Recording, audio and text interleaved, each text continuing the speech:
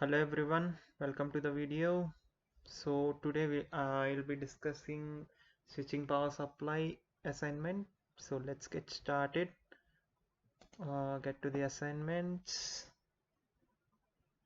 Switching power supply assignment details. You'll be redirected to our embedded systems website.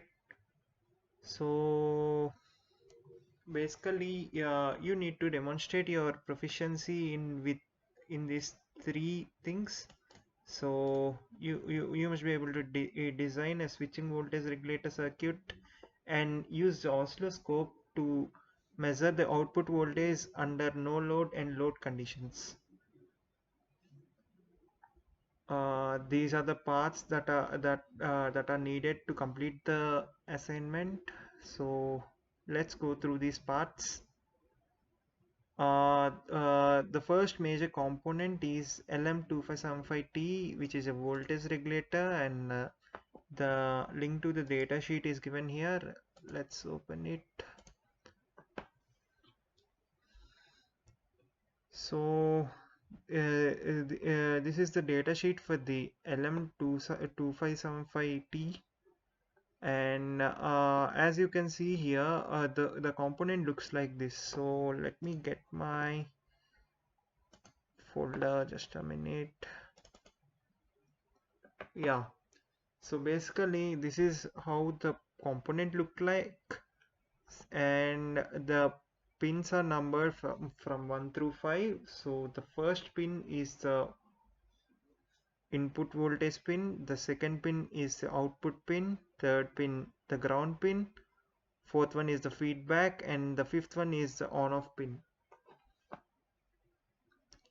So this data sheet is really informative, and we'll be following this data sheet in order to complete the assignment. So basically what we are required to do is uh, build this circuit, the topmost one, the typical application circuit. So as you can see here, the 5 pins that I have mentioned earlier, those pins are being utilized and are connected to various components. So what this circuit is doing, so basically the circuit takes in unregulated DC input. The DC ranges from 7 to 40 volts, and it is giving us an clean 5 volt in regulated output. So what does unregulated and regulated mean? So unregulated basically means that the DC input have a lot of noise, so therefore it is not as stable, or basically it is a rectified AC signal, whereas the regulated output is a very clean DC signal. So whenever we are giving an unregulated, a very unstable DC input, the regulator is regulating the input, and we are getting a clean 5 volt regulated output. So the next thing we'll be needing is the Schottky diode. Here specifically we have taken 1N5819. Uh, that component looks very much similar to this. So basically the diode consists of two terminals and a cylindrical structure in between, with one of its end coated in some other color, as you can see here. You can call them color bands. So basically the symbol equivalent is given here, as you can see. So you must be connecting the diode accordingly here.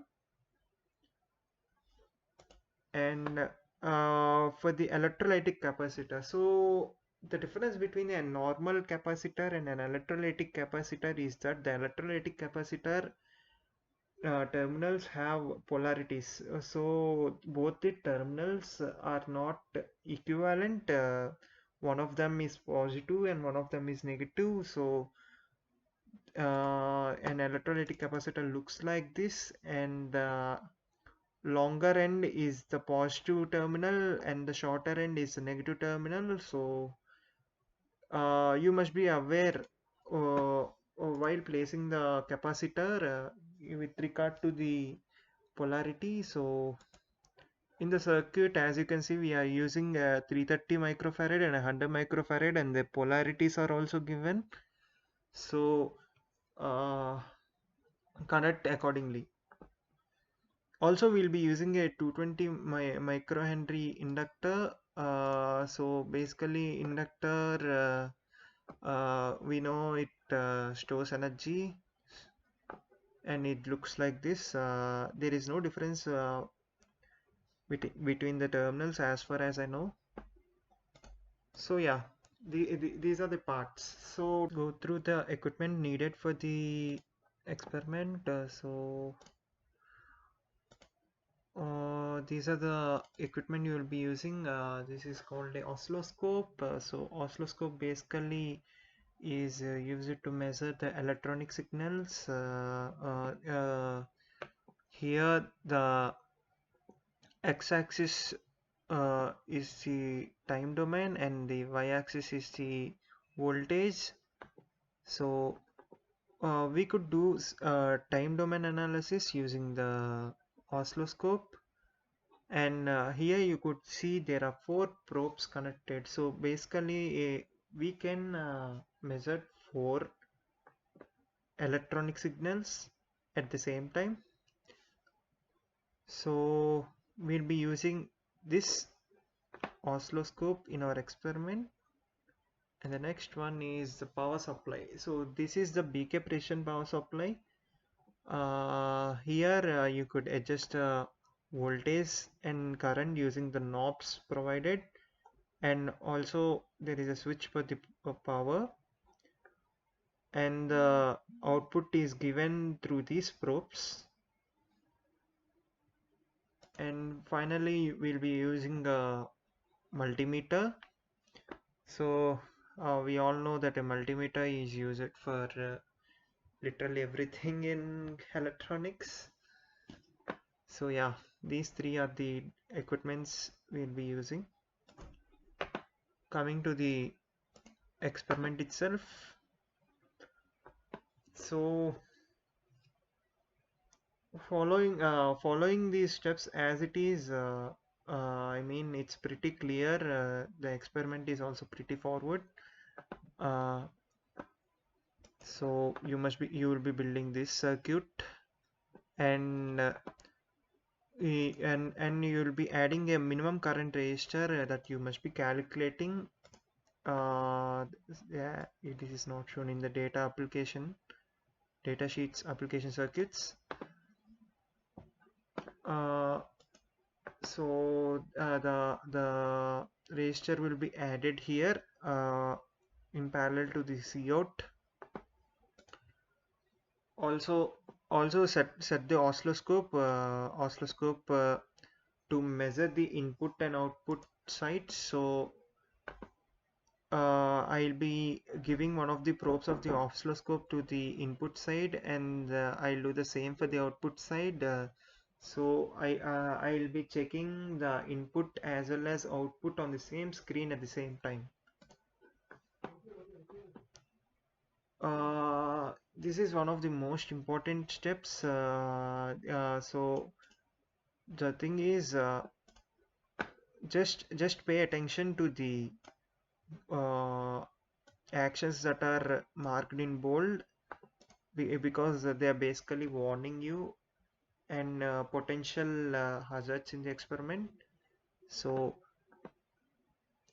the next step is to take the BK precision power supply and set the voltage to the normal unregulated range, the 7 volt to 40 volt, and also make the current turn the current knob to the all the way back, so that it is giving no current, and all of this must be done when the power supply is disconnected from the actual circuit.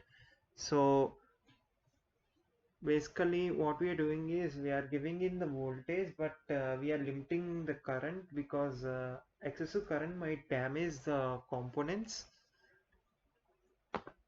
So yeah. After that, you will be measuring the accuracy of the power supply. So basically, we'll be taking the probes of the power supply and directly giving it to the oscilloscope in order to check the DC level of the power supply. And after that, uh, basically what you need to do is give the connections to the circuit from the power supply. So the positive terminal must be connected to the first pin of the uh, let me show it here. The positive terminal must be connected to the first pin of the voltage regulator, and the negative pin must be connected to the ground. And that's basically it. You must take the outputs under load and no load conditions. Under no load condition, you will be not be putting any resistors at the output side, and under load condition, you will be connecting a 5.1 ohm resistor at the output side. That's it. That's basically it. So once you are done with the experiment, it's pretty clear that you will be able to demonstrate these three goals, the goals of the experiment. So this is the grading rubric here.